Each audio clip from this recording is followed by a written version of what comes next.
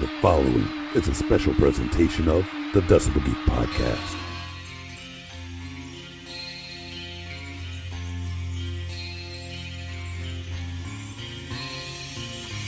A behind-the-scenes look at some of your favorite records, the stories behind the songwriting as well as the recording circumstances, broken down for you and explained by a key player in the album's creation. Track by track, memory by memory, this is Albums Unleashed. Motley Crue's Motley Crue with John Corabi.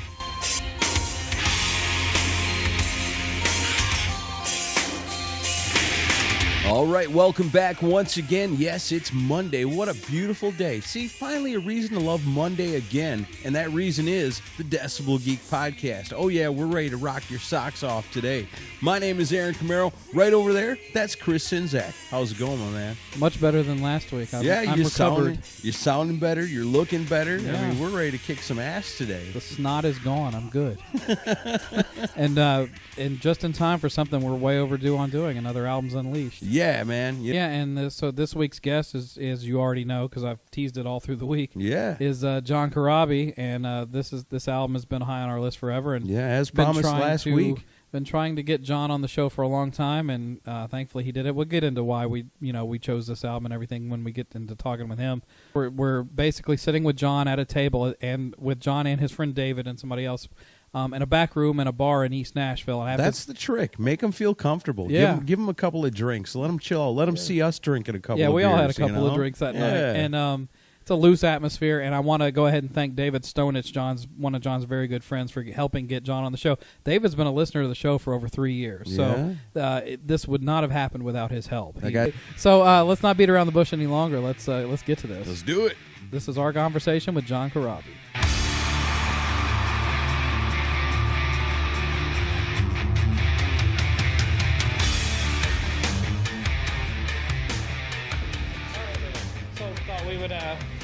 This has been 3 years in the making. We're trying to get you on the show for a long time. I'm sorry, it's taken so long. It's okay. Well, we had the idea a while back to. And you know what? You guys live here. Yeah. Like David knows. I'm honestly, I'm here today.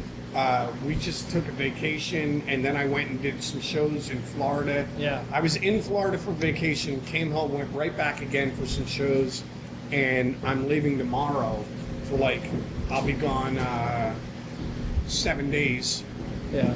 Doing shows, so I'm never home. But that's the normal schedule for you, really, isn't it? It kind of is. It's a little weird. That's what we figured. And you had. All right, let's get this bitch started. Let's go. Okay. Come on out. So I thought we would have you on to talk about an album that no one ever asked you about.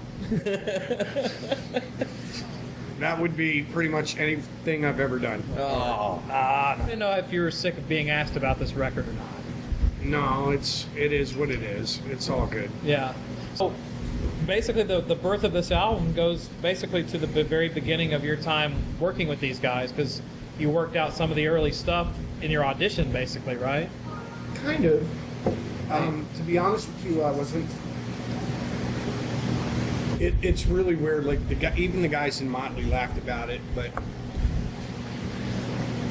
I knew about Motley Crue. Obviously, you'd have to be brain dead to not know who Motley Crue was. Right. I was familiar with the songs they had on MTV and shit like that, but I wasn't a huge fan of. It wasn't just Motley; it was just the '80s. Mm-hmm. Kind of went over my head or under me, whatever, I have an iPod with probably 15 or 16,000 songs on it, and my iPod is basically Led Zeppelin's entire catalog, Deep Purple entire catalog, including bootlegs, Aerosmith, Queen, Bad Company, Humble Pie, Grand Funk, all these 70s bands that I grew up listening to, and so I was more of a fan of that. Even when I was in the band, you could sit and pick any one of the songs, and I'll tell you, oh, that was a Zeppelin influence or a Sabbath influence or whatever. And we're going to get to that when we go through the track. So when I went down, it was very weird. The guys did an interview in Spin magazine. They interviewed Nicky, and you know, they always ask like, "Oh, what are you listening to now?" And one of the bands that he was really turned on by was the Scream. Right. And Right on. it was so innocent and random. Like, I just called him. We were on tour. Somebody handed me the magazine, and I'm like, "Oh shit, Nikki Sixx loves our band." Right on. You know, so I came home. It was the last show of that leg of the tour, and I just kind of called to say, "Hey man, thanks for the plug." Right. And when I called, it was weird. They were trying to find me. And I just wanted to call them and say thanks for the Right. plug. And Right. it wound up being this weird thing. That's serendipity, right? Yeah, yeah. So we had a show. It was the last leg of that tour. It was February. It was actually Valentine's Day, 1992. And I called. I was getting ready to leave to go do the show somewhere in Orange County, California. And I called to say thanks. And I left my name and number. And as I was walking out the door to go do my sound check, Nikki Sixx called and said, "Hey, dude, Vince isn't in the band anymore. We'd love to have you come down and audition." And I was like, well, okay, that's kind of all right. Was that all right. public knowledge at the Yeah. time? No. No. They didn't. So you're like, So you're like, don't tell nobody. Yeah. Well, because of all the legal aspects of me already having a record deal and them being tied to Elektra and all this other shit, Yeah. they told me that I couldn't say anything to anybody. Right. So this was a Friday. I went down on Monday. And I got to be honest with you, like, I was kind of shitting myself. I'm like, I don't fucking know any of their songs. Right? Like, Yeah. I mean, I know them, like what I've seen on Yeah, MTV. but you weren't a diehard But fan. I or wasn't a anything. diehard fan, Yeah. and I don't mean any disrespect. No, but not at all. I just didn't know any of their material. You couldn't go in and know all the words Yeah, to all the so songs. like, you and know, all that. I left it and I did my show, and then, you know, I called Nikki on Saturday, and I'm like, "Hey, can you make sure you just have the lyrics there, and I'll kind of flub my way through it. I'll get through it. I'll figure it out." Right. So he goes, "Well, what do you want to audition?" And I go, "Well, I know that you guys did the Elvis Presley's they did Jailhouse Jailhouse Rock. Rock. Yeah. And I knew they did Helter Skelter. Sure. I'm a massive Beatles fan. I knew that. Yeah. I knew they did Smoking in the Boys' Room. I knew the original version by Brownville Station. Yeah. I'm like, I'll do those three and then whatever else, but just have lyrics there. Okay, so I went in, I went Monday, I walked in, I was like, "Oh, hey, what's up?" You know, Was this like a rehearsal studio? yeah, it was just a rehearsal studio in LA, and I walked in and I did those three songs, Helter, Jailhouse Rock, and Smoking in the Boys' Room. And then we did like Feel Good and, you know, a couple of other tunes. Yeah. Kind of halfway. But it was funny, like the first song I did was I think Helter Skelter. And I started singing and I just started belting, and we got into like the first, like, yeah, you know, whatever. Yeah. And Tommy stopped. He stopped, and I was freaking out because I'm like, "Oh shit, like, What did I do? What did I just fuck up? I fucked up something, Yeah. you know." And he goes, "We need to turn the PA down, like his monitors." Yeah. He goes, "This guy sings way louder than Vince. Like, he's just fucking belting, you know, whatever." Yeah. So, turned the PA down. I did a couple more songs, and yeah, I wound up doing about 4 or 5 songs. So then they go, "Can you come back tomorrow?" So I'm like, "Yeah, okay, that's cool, whatever, you know." So I go back the next day, and I think I did about 5 or 6 songs the first day. I went back the next day, and they had all their wives there, like Heather Locklear, Brandy Brandt, like their Emmy, and Mick was married to Right. Emmy at the time. Yeah. And so I go in, and they're all sitting there over on the couches, and then there's a bunch of suits, like the manager, the lawyer, like all the shit.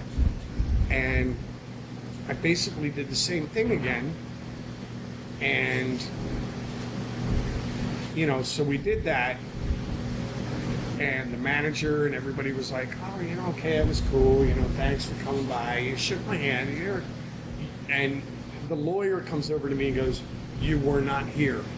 Yeah. kind of a thing. Right. Yeah. You were here, but you weren't here. Right. So everybody leaves, and then they go, okay, rehearsal's over, and I'm like, well, fuck, man, we're here. Let's play. Let's just jam. Let's fuck off. Let's have some fun. And I was just looking at whether or not it worked or not. Like maybe I could write with these guys for the Scream's next record in the future. And so they're like, oh, okay, it's cool, So I was talking to Mick, and Mick and I were kind of noodling around. So I go, oh, can I show you something on guitar? And I grabbed his guitar, and I'm noodling around, and all the guys were like, you play guitar? And I'm like, yeah, So they set up a rig for me. I grabbed one of Mick's guitars, and I just kind of showed them this riff that I had, which was the opening riff for Hammered.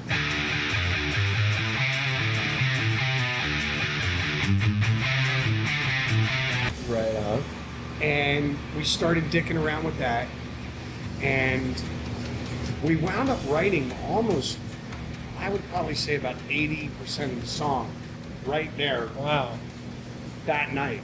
Awesome. And then we started working on, they showed me Mick had an acoustic guitar on the stand, and they started playing the opening guitar riff for Misunderstood. Yeah. So we started dicking around with that, and it was just like the beginning, and I'm like, I kind of came up with a melody, and Nikki had lyrics, but they didn't really have a melody, but they had the chords and the lyrics, but Right. no real set melody. So we started working on Misunderstood.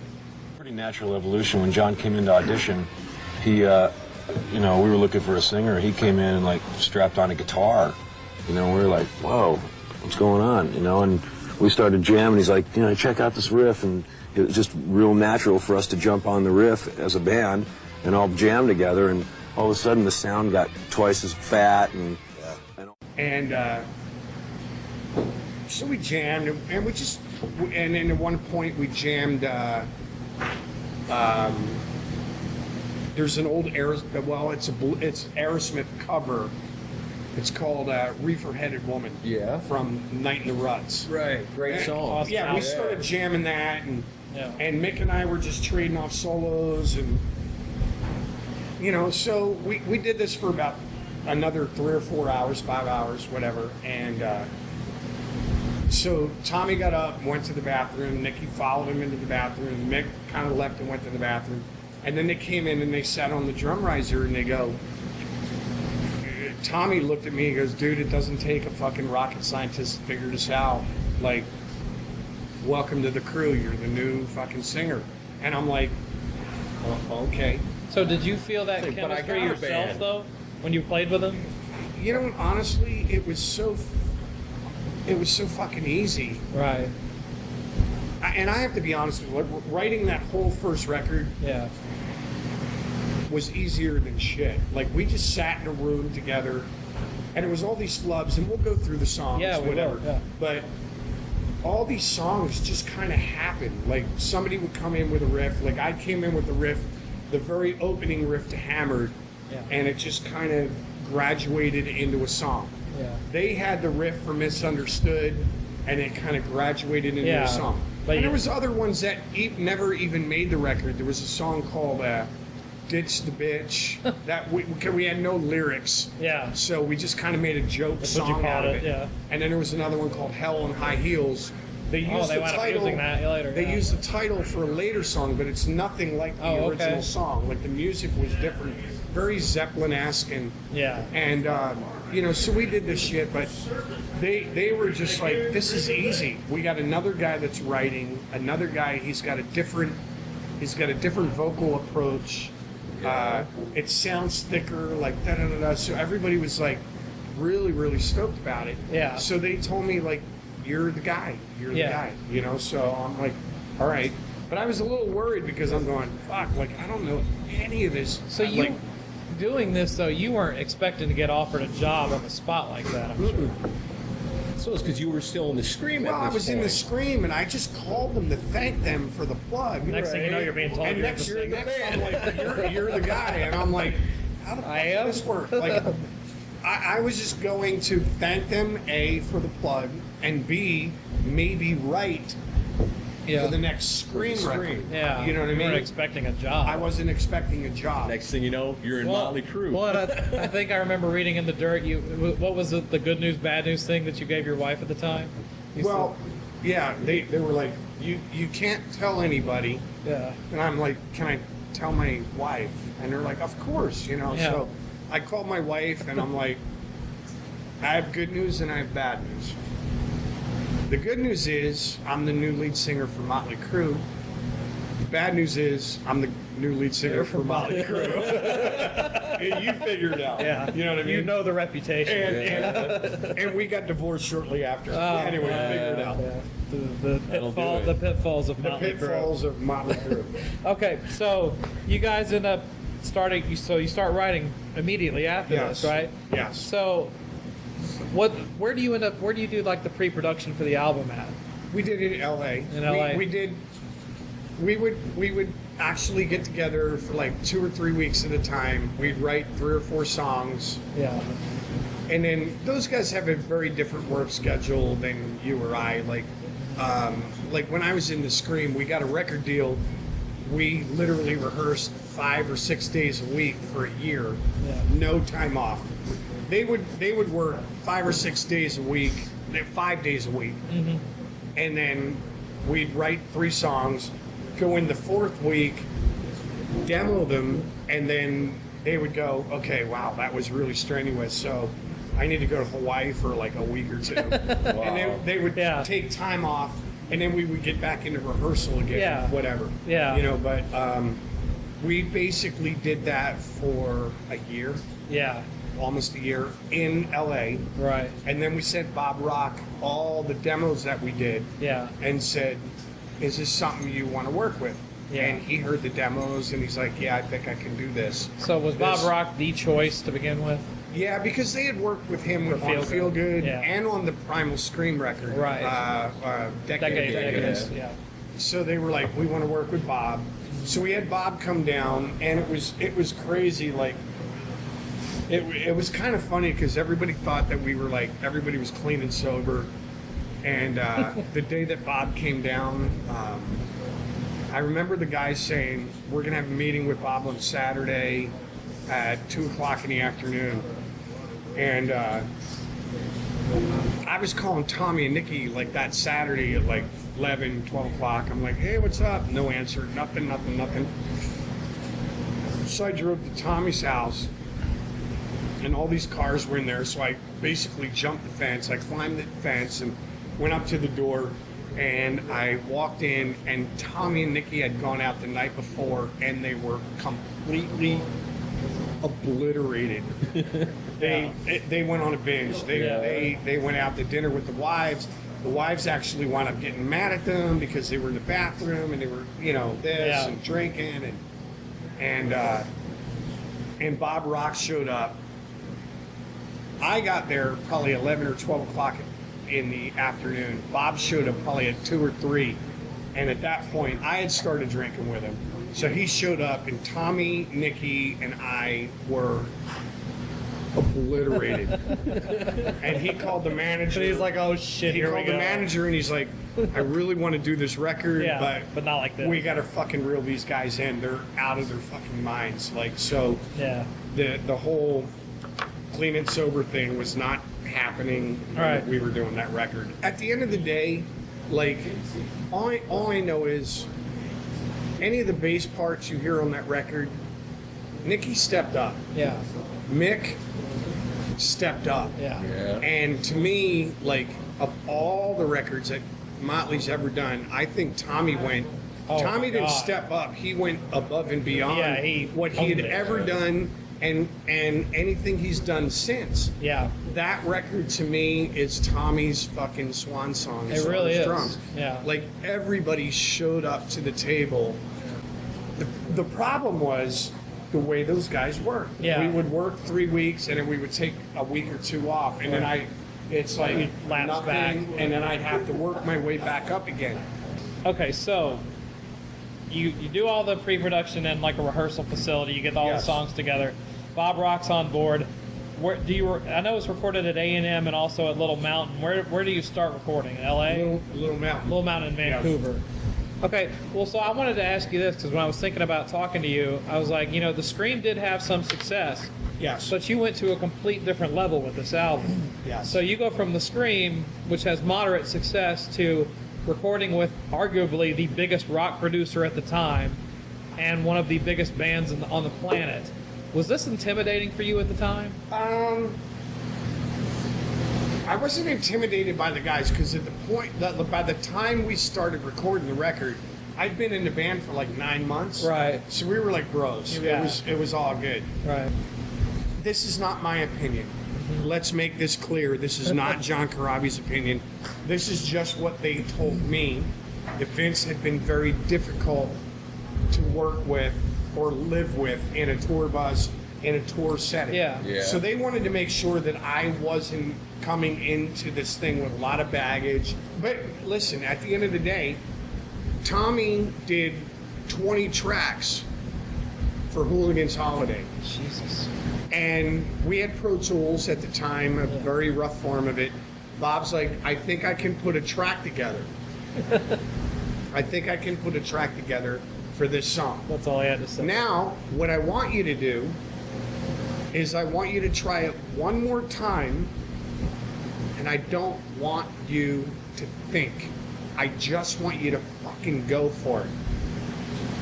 And I can honestly tell you that the track that is on our record for Hooligan's Holiday is the track where Tommy went, I'm going for it. Yeah. I'm just fucking going for it. And he played, and he laid the drum track down, and at the end, Bob Rock put his finger on the button, and he went, that is the greatest fucking drum track I've ever heard in my fucking life. Wow. Nice.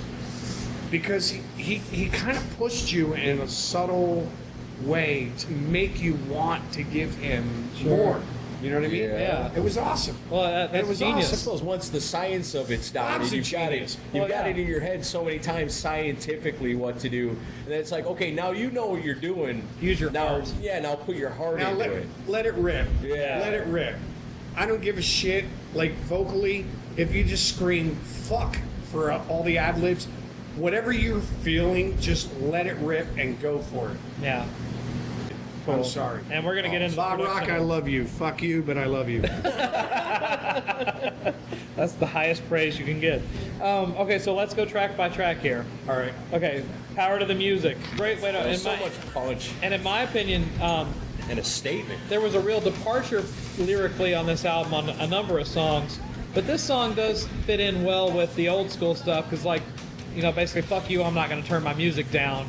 But it's also an evolutionary step because what they did with Primal Scream on Decade of Decadence, this song sounds like the continuation of what they started with that song. Well, look, lyrically, at the end of the day, you got to remember at that point, Dee Snider and all these people were doing the PMRC bullshit hearings. Yeah. And, the kids from Columbine, they were blaming Marilyn Manson, they were blaming all these fucking people for all this bullshit.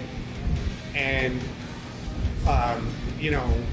America as a whole, Congress and Senate, and they were trying to put stickers on shit and the guns and, and so the whole Power to the Music thing, if you listen to the lyrics, it's about the PMRC judging bands on their lyrical content. It was about judging a book by its cover, not about the content, about the cover. Okay. I want to get to track 2, Uncle Jack, which you've talked about in interviews before. Great song. This song, this might be the darkest Motley Crue song ever written because of the subject matter. Right. Because it deals with child molestation, which is about as dark as you could possibly get. Right. I want to write about this. Like, this is whatever. This is something that I think there's probably a lot of people out there that have been that have been touched by this, Yeah. that are afraid to talk about it. Yep. So we wrote the song, and then when we actually did the record, we actually put that song out and told the record labels or radio stations, if you want to play this song, any royalties generated by this song, we will donate to some sort of a fund or child support or abuse or whatever. Yeah. And we were serious about it. Like, I think I've had a few people go, dude, fuck, Uncle Jack means, it means a lot to me. I get to track 3, which was the first single from the album. Interesting choice for the first single with Hooligans Holiday, because it 5 minutes 51 seconds, a pretty long song to have for the first single of the album. I don't think we had any song. Well, Love Shine, I think, and Poison Apples, but I think everything else was like over Longer. 5 minutes. Yeah. Right. The title, I can't tell you like how the song came about. It was kind of I had this weird riff that was very much like Livewire, and we wound up doing a halftime thing of it. Never thought of it. Well, we wound up doing a halftime thing, and it was just Bob being Bob and Tommy being Tommy, and we went through like 50 different versions of Hooligans Holiday. But the title was actually from the LA riots. Right. And one of the newscasters was showing a scene of like people looting and burning shit and all this other stuff. And he goes, it's a regular Hooligans Holiday out there. Wow. So it was a title from news event. Yeah. So I kind of wrote the title down, and I told Nikki, I'm like, dude, I heard this great fucking title, man. And it's like, I don't know what it means, but it sounds this cool. fucking sounds badass. And we sat down and we wrote the song, and then we worked it up with Bob, and it wound up being what it was. And we just kind of we laid the track down, and we worked on the melody and all the shit, and then Nikki and I went back and wrote the lyrics to that title. Yeah. And whatever. And it was kind of more about Motley being like this crazy, dysfunctional, over the top with everything band. Yeah. You know, cross-eyed derelicts coming. Iron Horse, we all rode the Harleys. Iron Horse between our legs. Yeah. Tattoos, black manes flowing. Yeah. You know, da-da-da-da. So it was kind of about life, but Motley's life and, you know, all this other shit. So it worked out. It was cool. It got a lot of play on MTV, I will give it that. I mean, I remember the video being on quite a bit. But until we pissed MTV off. Yeah, I was gonna. Well, why don't we get to that now? Yeah, okay. no. You guys did this is a famous interview you guys did for MTV, and MTV was having some fun with you guys. And I don't think they had the interviewer on camera. I don't know if you remember who it was that was interviewing you guys, but it was on the Week in Rock, and you guys sat down, and Nikki was being very serious about the new direction for Motley Crue, and MTV was like, well, this is a big change for you guys because compared to the Hairspray, Pyro, and Girls that are in your videos. And Nikki and Tommy both got very indignant and said, what are you fucking talking about? That's not us, and we never had makeup, hairspray, blah, blah, blah. Well, then MTV had some fun and showed scenes of all of those things, and then went to commercial break. And it pissed off the producers of MTV, and they stopped running your stuff, essentially, right? Yep. At least the group showed they still have a sense of humor when asked about women, fire, and hairspray, the main components of their videos in years past. Dude, that is a stupid question. Dr. Feelgood wasn't like that. You know what? Let's knock the interview off. This is getting really stupid. Women, hairspray, and fire. Women, hairspray,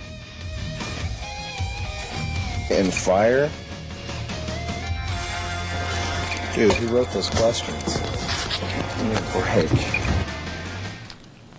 Well, we never did get to ask the crew about their upcoming tour, which we hear launches in early June, or about the surprising fact that they've done an alternative radio remix of the single Hooligans Holiday with the industrial noise band Skinny Puppy. Anyway, that's the news for now. We'll have more news later right here. So, did you think Nikki regretted doing that, walking off that interview? I don't know if Nikki did, but I did. You were you were watching listen, it going, what the fuck while it was happening, I was just like,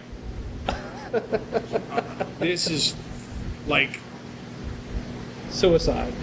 The thing that drove me nuts, and if I would have been a little bit more of a, for lack of a better term, if I wouldn't have been so much of a pussy at the time, I would have said to Motley, you guys are fucking drawing a line in the sand by talking shit about your old lead singer. It didn't help. Because you're making the fucking fans Making them choose. between that guy It's the and worst this. thing you can do. What happened with Vince? We'll save that for the book. we don't want to talk about that. Okay. No one cares anyway. Okay, but did they care when their former bandmates sustained several broken ribs and internal injuries while jet skiing a few weeks ago? My heart goes out to you. What happened to the coral reef? Oh, man. Hey, when 300 pounds of blubber land on a coral reef, you know there was some dust flying around. You're invited, but I weigh a ton. Oh, okay, here we go. Great. Now you know that's going to be right. Getting back to the music, track 4, Misunderstood. This is the second. That to me is the best song that we ever wrote. It's a 7-minute epic song, and this song reminds me of Led Zeppelin. It's a mixture of Led Zeppelin with a Beatles influence. Yeah, totally. I can totally hear that. And I have nothing more than that. And it's kind of the high point of the album. I mean, because it's a massive song. Glenn Hughes. I have a bunch of different singer influences. Yeah. But listening to Glenn Hughes in a studio was just genius to me. So it's almost like people coming up and going, man, you sang with Motley Crue, and you're like, yeah, but forget about that. Glenn Hughes sang on one of my songs. Like we had Glenn Hughes, Billy Preston played keyboards on a lot of shit for us, and I'm just sitting there going, wait, didn't he play on like the Let It Be record and the Stones and like all it and like you know? Played on. Oh, dude, are you kidding me? All right, so let's move on to track 5, which is Love Shine.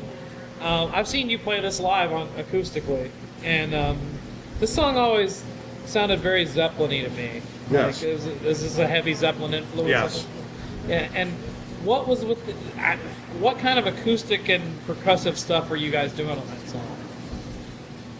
You know, to be There's a honest lot with you, on that album. No, there's not. I don't know who initially came up with that riff for the song, but we just kind of jammed it at rehearsal, and I started singing a melody, and then Nikki and I just sat there and thought about some of the girls we were with at the time and some of the girls that we had been with, and it's just an ode to some of the girls that we had been in love with and it didn't work out. It's just about being in love with somebody, and then the second verse is more about having been in love with somebody and it didn't work out, but it says, I loved you in my youth, but you'll always be my friend again. You know what I mean? And it's just about these women that we loved and had been in love with and still had a relationship with. You know what I mean? And you'll meet somebody that's like, oh, dude, I love this chick at one point. And I don't know why it didn't work out, but it just didn't work out. You know what I mean? And so we were just writing about things that were relevant to us at that time. It wasn't about going to a strip bar, girls. Right. And it wasn't about shout at the devil. It was just about life. Right. And it's a very honest album. It was very honest. And people tell me now, they're like, dude, 20 years later, that record is still relevant. It is. It's relevant because it's shit that happens to people every day. Right. It happened Every day. then, and it goes Every on. day. It still happens now. Yeah, it's like you could talk to me now about you splitting up with your wife or your girlfriend or whatever, and I could talk to somebody 2 years from now, and they're going to tell me the same fucking thing. Right. So it's still relevant. It's still relevant. Right. And that's the thing that I think that's the beauty of that record. Right. It was relevant then, and it's relevant now. Even even a song like, which we'll get into, we're about Dropping Like Flies. Dropping Like Flies is about all the shit that was going on at the time about AIDS. Magic Johnson was just diagnosed with, Gene Simmons is talking about, I fucked like 8,000 girls. So let's go to track 6. Let's go to Poison Apples. Poison Apples is basically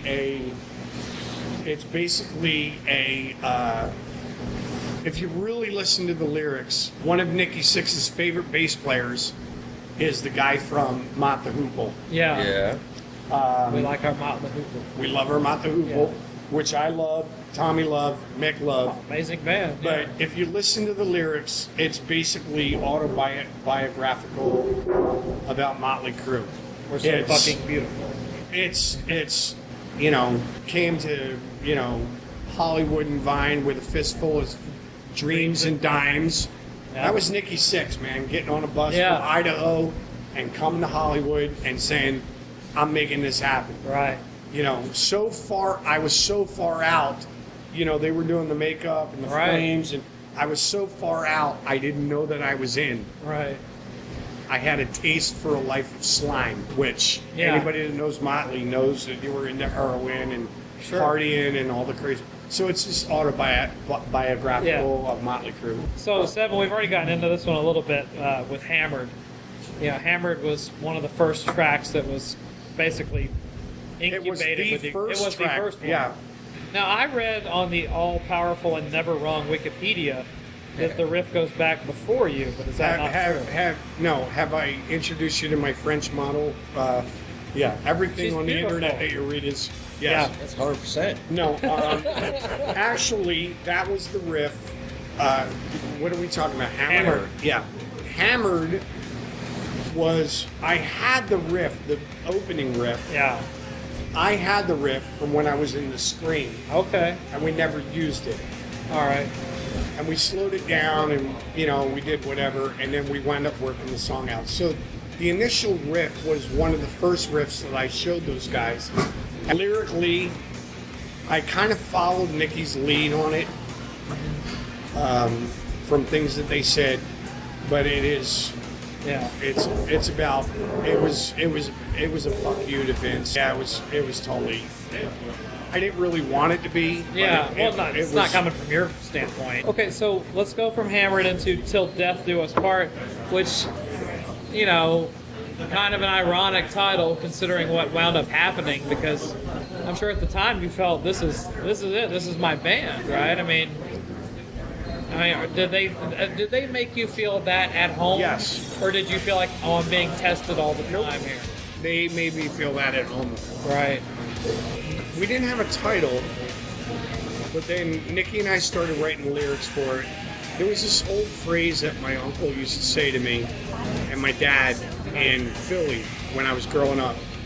It's me, myself, and I, till death do us part. Yeah. And that's what the song's about. Walk my walk, talk my talk. I walk my walk and I talk my talk. I'll fucking do shit wrong. I'll do shit right. I'll deal with it later, whatever. But this is my life, and I don't give a fuck whether you like it or not. Right. And that's Motley Crue. Yeah. That's Motley Crue. And wasn't that initially going to be the title of the album? It was. I have the tattoo on my leg to prove it. Right. Okay, so we'll go to track 9, which is Welcome to the Numb. Definite traveling Riverside blues type sound to this song in my opinion. Well, there's an open tuning and some slide guitar in it and all this other shit, but again, lyrically, it's about shit that was going on at the time. Right.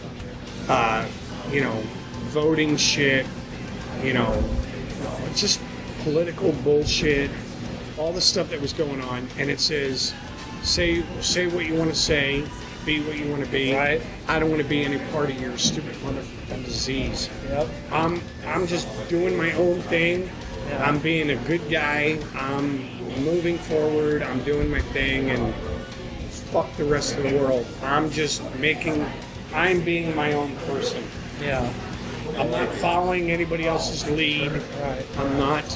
I'm just being who I am. The song initially was called Dancing in a Hole. Oh, really? But we rewrote it like literally like 5 or 6 times, and we wound up coming up with Welcome to the Numb. Right. Welcome to the Numb basically means you're just so fucking numb from all of the news information that you're getting. Yeah. You're just...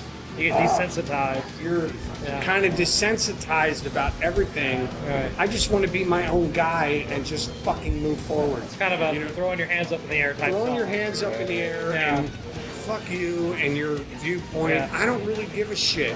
I'm this guy and I'm moving forward. I didn't realize there was so much rebellion in the lyrics of this album. There was a lot of rebellion. Okay, so let's move on to probably my favorite riff on the album, which is Smoke the Sky. I think maybe my favorite message. I think this is, well, that's the message too. My opinion is the closest Motley Crue ever got to thrash metal. Right. The riff is fucking awesome. It's a riff that Tommy came up with. Really? Actually. Tommy can't play guitar great, so he used to detune the guitars and just come up with these riffs. And Tommy actually came up with, to be perfectly honest with you, the original riff to very simple. Tommy came up with the riff to Uncle Jack. Really? Tommy came up with the riff to Smoke the Sky. And in the magazine that we read, it said that John F. Kennedy had, because he had chronic back issues, smoked pot to help with his back issues, and all this weird shit. He was banging Marilyn Monroe. Well, listen, you know, throw anybody's back out. if you're banging Marilyn Monroe, your back is probably going to be a little out of shape. That's my point. So you got to smoke a little weed, but whatever. But it was just, we read this story about the positives of weed. Yeah. And back then they didn't talk about that as much as they do now. So Back we then it wrote was a song. weed is drugs, drugs are bad. We wrote a song about, let's not judge, but you know what? Pot maybe it's not good for us, but maybe it is. Yeah. Let's not judge until the verdict is definitely in. Yeah. You know what I mean? So we wrote a song called Smoke the Sky. Yeah. With that said, with Dropping Like Flies, I know you were big into early Sabbath. Nikki, and you know, like, I know Mick is a big fan of like old Paul Butterfield blues band. Yes. Nikki was big into the New York Dolls. I never heard a lot of Motley Crue's background about Sabbath. Did they take to that really quickly? Were they into the old Sabbath stuff too? No, you know, honestly, or did you bring that to the table? But that's the thing. When we were writing the material, we just jammed. Yeah. And there was no thought process. Yeah. It wasn't like, oh, hey, let's make this like Zeppelin, or let's make this like. Right. Like now, to me, you're hearing Sabbath in Dropping Like Flies. Yeah, totally. But I hear Sabbath a little bit in Till Death Do Us Part. In the riff. Down, Yeah, the droning chord. Yeah, and it was like, that was very Sabbathy. But the verses were very Zeppelin-y. Right. Misunderstood was very Zeppelin-y on the heavy part, but it was very Beatlesque in the acoustic and the orchestra part. Yeah. So we didn't think about it. We just kind of jammed and let things go where they went, and it worked. It worked. You know what I mean? But the lyrics, at that point, that's when, and we're talking about AIDS, and we're talking about all these different things that were happening at the time. Yeah. And we talk about Magic Johnson, and it was all the shit that was in the news, and we just kind of were dropping like flies. If we don't fucking get our shit straight, we're gonna obliviate this fucking planet that we live on. Our kids and our grandkids and our great grandkids are gonna have nothing left. Right. Like, we need to fucking wake up. Cautionary tale. Kind of. Yeah. Well, did you think that this many years later you'd be talking about it? Magic Johnson would still be around? Because I mean, there's been. I didn't know, because I was. Yeah, we were all freaked out back then, weren't we? As you were, and I was. I don't know how old you were. Oh, I was. But I remember it clearly. The last track was "Drift Away," which I will say it's a ballsy move to end an album like this on a ballad. You know, I mean, whose decision was it we're going to end the album with this song? You know, to be honest with you, like, I don't remember how we did the track listing or sequencing. Yeah. And it's funny because Drift Away was a song that I wrote when I was in the Scream. Yeah, when I listen to it, I hear it's all John Corabi. Well, it was in the Scream. Yeah. And I sat down and I wrote that song, and then shortly after I got the call from Motley, and I had the song back here on the back burner, and we were writing music for the record, and I just kind of showed him the tune, and I had the lyrics, and we worked it up. And the guys, I think, you know, Nikki and I used to write all the lyrics together, and I think Nikki literally changed about 3 words in the song. Yeah, it sounds very much from you. It was. Yeah.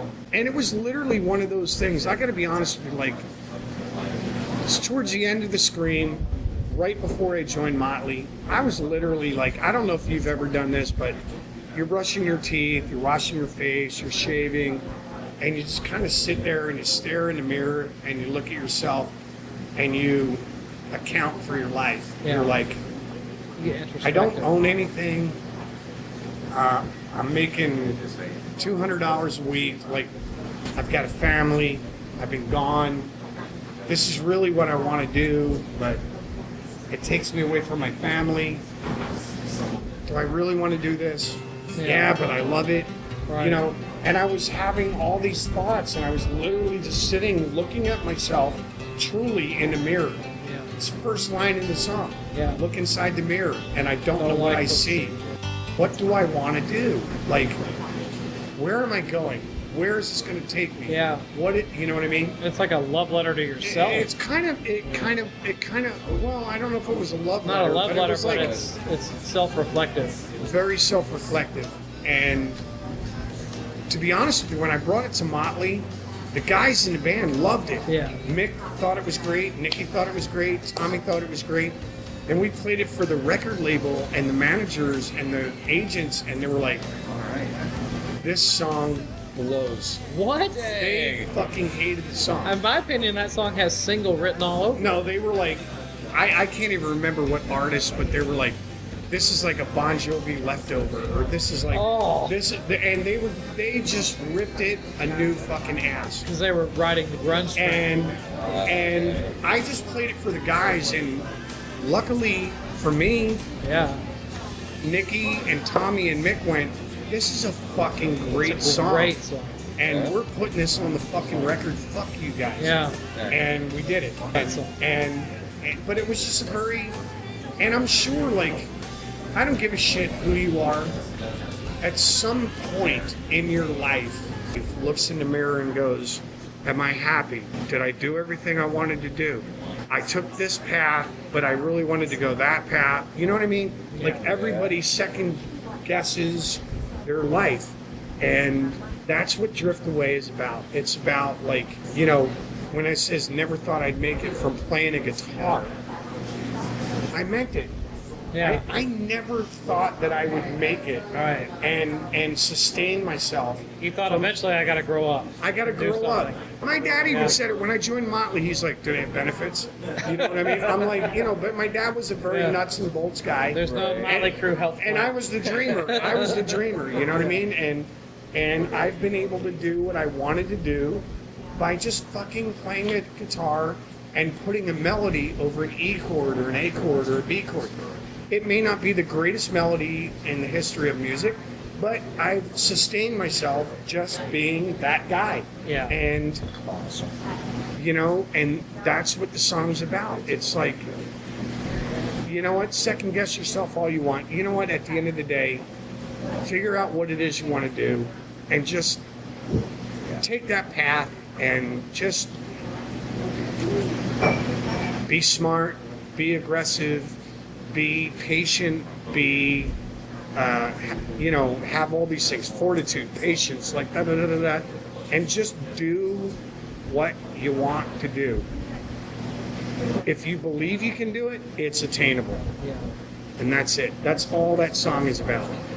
At the end of the day, again, not to sound like a dick, but every fucking song on this record is still relevant today as it was 20 years ago. And that's why we're sitting here doing this. I'm proud of that, period. At the end of the day, Well, I'm proud of it. You've been very generous with your time to talk about this, and I know our listeners are going to love hearing all these stories. So thanks again, John, for doing this. Thank you for having me. And I just got to say on behalf of both of us, thanks so much to John Corabi for spending all that time hanging out with us. We're just drinking beers, and he's drinking what he's drinking. We're having a good time. We're conversing. And how much did you learn by this? A lot. And, I thought I knew a lot, most of what there was to know about this album, but until that, I had no idea how much he knew. So, guys, that's it for this week. I hope you guys enjoyed it, and we'll see you next week.